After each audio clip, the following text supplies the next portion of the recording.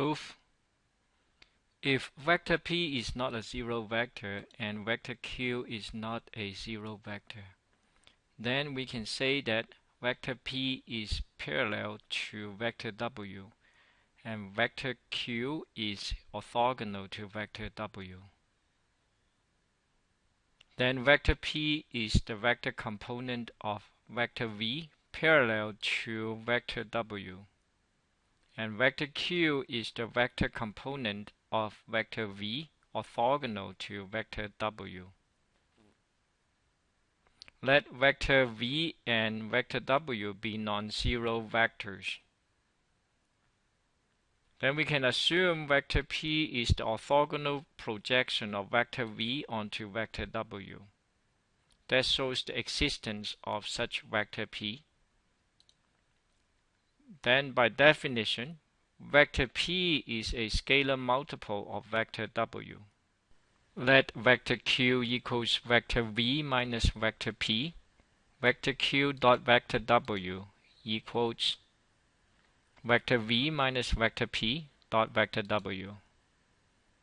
Using the distributive property of vectors, we have vector v dot vector w minus vector p dot vector w.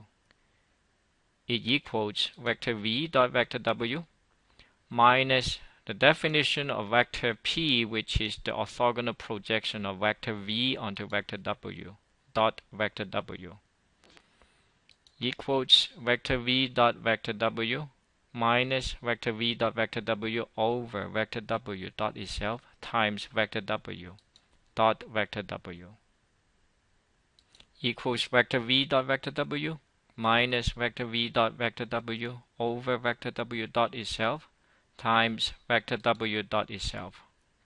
Cancelling out vector w dot itself in the numerator and denominator, we have vector v dot vector w minus vector v dot vector w. That equals 0. This shows that such vector q is orthogonal to vector w. Vector q exists. It is simply vector v minus vector p. We will show that vector p and vector q are unique. That means there is just one set of vector p and vector q. Suppose by contradiction that vector v can equal to vector p plus vector q, and it can also equal to vector p prime plus vector q prime. We will try to show that vector p is indeed vector p prime and vector q is the same as vector q prime. Then by subtracting vector p prime from both sides and subtracting vector q from both sides, we have vector p minus vector p prime equals vector q prime minus vector q. And vector w dot vector p minus vector p prime equals vector w dot vector q prime minus vector q. Using the distributive property of vectors, we have vector w dot vector q prime minus vector w dot vector q. The dot product of vector w dot vector q prime and vector w dot vector q are both 0. It equals 0 minus 0, which is 0. Suppose vector p equals k times vector w and vector p prime equals k prime times vector w. We can have such assumption because vector p is a scalar multiple of vector w. Then vector w dot k times vector w minus k prime times vector w equals 0. Vector w dot, pull out the common factor, k minus k prime times vector w equals 0.